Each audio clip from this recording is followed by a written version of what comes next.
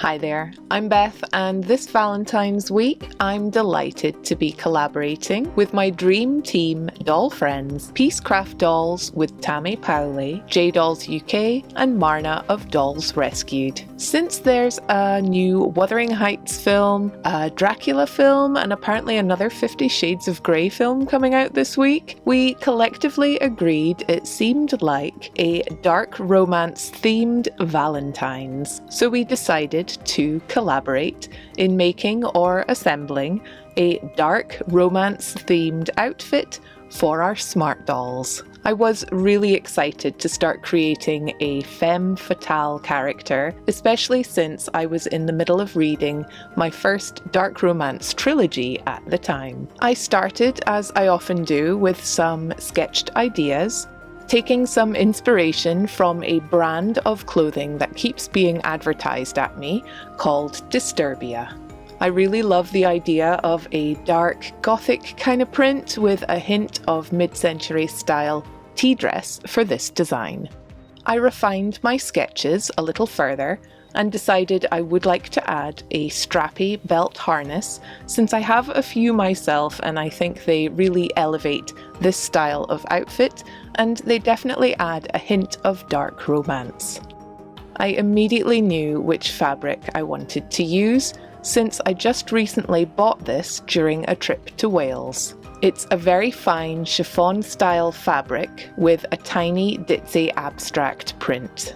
I haven't much experience sewing with something this lightweight before, so I think it might be a bit of a challenge.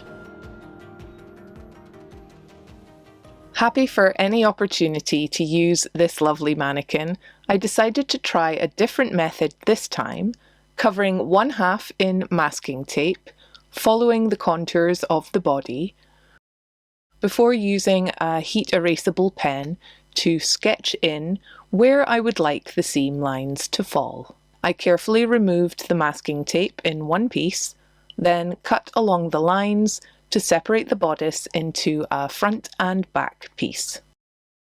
I transferred the outline onto paper, and because I wanted to try a new method I've seen for the collar, I actually cut into the front pattern piece and moved the dart to the side of the bodice.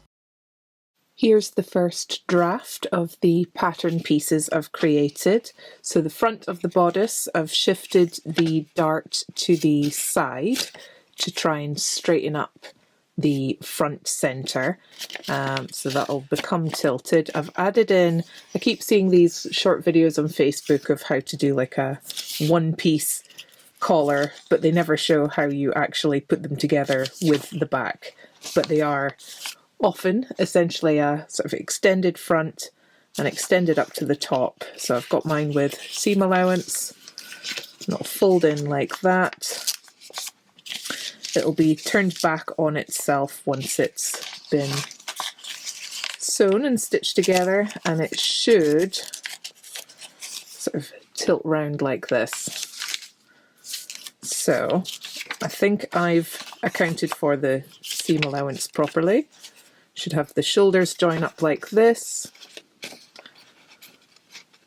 and then this collar, the back of the collar, should meet up with the seam allowance of the back of the bodice. So hopefully that'll work out. Like I say, I've never tried it before, and it should kind of go something like that. Just to create a nice folded collar for this dress, because it's such a thin fabric. I don't want to have too many seams going around because it's kind of sheer. So keep it simple. Bodice there, and then a short sleeve that I've extended upwards that will be gathered, so it should create like that nice cap focused right towards the top of the sleeve. So first draft, let's go see how it works out. And so I transferred the pattern templates onto the fabric, cutting them out very carefully indeed because the fabric shifts so easily. I used my white chalk pencil to mark out some of the seam lines and where the darts are. Here I've carefully hand stitched the darts and have added some double-sided dissolvable quilting tape to the seam allowance at the front. This will stabilise it until I stitch it at the machine. I've also added a running stitch in white to mark where the crease of the collar will be. Next, I have joined the front and back bodice at the shoulders, cut a snip into the seam allowance to allow the collar to bend, and then stitched the collar to the neckline of the back bodice. I finger press the seam allowance towards the back before top stitching it by hand afterwards. Here we get a better idea of how the collar will be folded.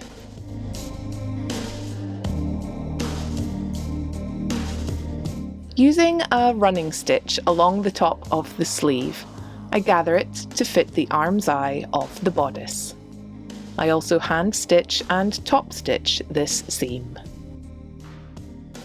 I added the quilting tape to the hem of the sleeve, turning it in before machine stitching. I then lined up the front and back bodice sides and machine stitched them, taking care to overlock them as well. I repeat this for the other side and can then turn both halves of the bodice right side out. I plan to have the closure at the back of the dress, so we'll join both parts of the bodice at the front after trying it on my doll. The fit is looking really nice, with enough space for an overlap in the back. I join the front using a row of tiny metal buttons, leaving enough space for the skirt to be attached.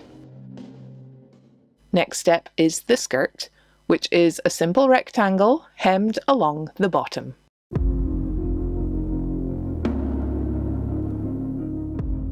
At the top, I have machine stitched 2 parallel rows of long straight stitches, which I can then pull on to gather the waist until it matches the width of the bodice.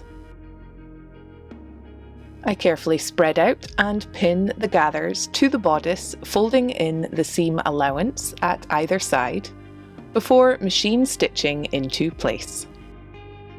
I absolutely love how delicate this dress looks. It doesn't look quite as sheer on the doll, but it's definitely giving negligee vibes here. Once I've pulled out the extra gathering stitches, I'm able to simply sew up most of the back of the skirt, leaving enough space to get it on the doll. I then sew a few tiny snap fastenings along the back closure seam to finish the dress. I was pleasantly surprised with how well this fabric sewed up, and I really like how well it takes wrinkles for the skirt. I lightly sprayed some water on the skirt before scrunching and twisting it up like this. Doing it really helps the fabric to lay more realistically, as if it's heavier than it is. I'll set the dress aside and let it dry like this. While the dress dries, I'll make the harness belt for her. Using a heavy satin ribbon and small belt buckles matched with some 1mm wire, I cut strips of faux leather to a width of just under 1 centimetre using a rotary cutter. This width fits through the buckles nicely, and I'm able to make some wire hoops all the same size like this.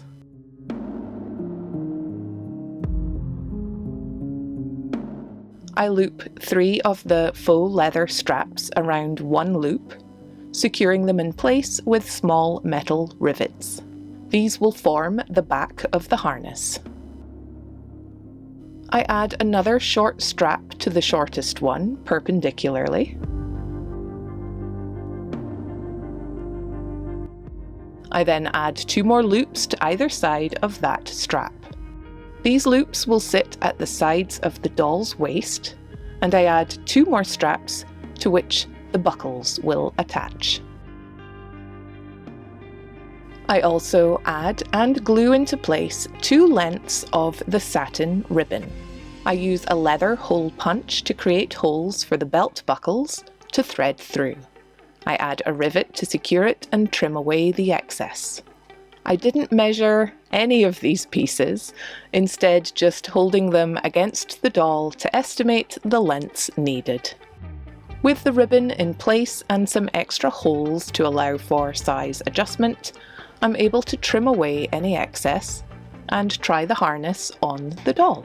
But before we see all that, let me remind you that this video is made in collaboration with my friends who will be linked in the video description below. Please be sure to check them out today. Watch their videos and please leave everyone a like and a nice comment. They are Jay of J Dolls, Peacecraft Dolls with Tammy Powley, and Marna of Dolls Rescued. I looked out some fun mini accessories to go with our dark romance theme, including some little books for our femme fatale to read. I thought she deserved some thigh-high stockings and heels to finish off her outfit. So while I pop those on, let me say thank you and welcome to the newest of my Patreon supporters. Cynthia Saltman, Cynthia, a different Cynthia, and Black Rose Cosplay. Thank you all so much for your extra support over there. Now that my femme fatale is all dressed up, I can reveal she's being played by my smart doll, T-Scar Legion, named Fia. I added one more wire ring to the front of her harness for a little more variation in the front, and you can see it crosses over in the back, then ties in the front with a bow.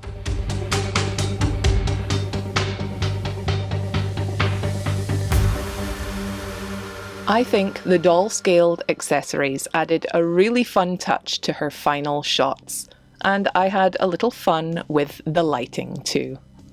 Certainly a different vibe from my last video. You can insert your own storyline here, but it looks like this guy might be in trouble. I'm certainly delighted with how my dark romance outfit turned out, and I can't wait to see what Marna, Jay and Tammy all share today. Don't forget to check them out in the links below, and while you're there, let me know in the comments if you enjoyed this style of dress, and if you think I did a good job hand sewing and machine sewing this very flimsy fabric. Thank you all so much for watching. I hope you enjoyed it. Take care and I'll see you again soon. Bye!